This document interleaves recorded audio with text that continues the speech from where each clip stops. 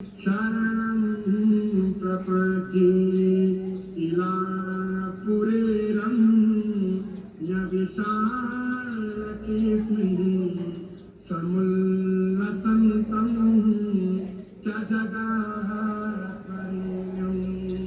वन्दे महोदारतरस्वभावं विष्णुश्वराख्यं शरणं प्रपद्ये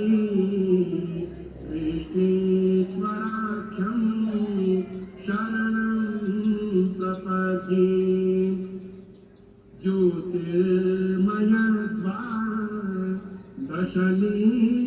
ज्योतिर्मयद्वादशलिङ्गकानां शिवात्मनां प्रोक्तमिदं क्रमेण स्तोत्रं पठित्वा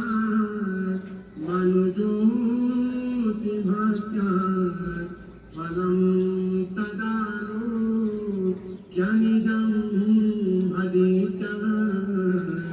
फलं तदालोक्यनिदं भजे च कृतेन अनेन अच्यदिने द्वादशज्योतिर्लिङ्गस्तोत्रपाठाख्येन कर्मणा ईश्वर भवानी शंकर महारुद्र महामृत्युंजय श्री भगवत्केदारेश्वरचरणारविन्दं प्रीयतां नमः श्री साष्टांग शिवार्पणमस्तु शिवाजीदं नमः श्री साष्टांग जगदम्बा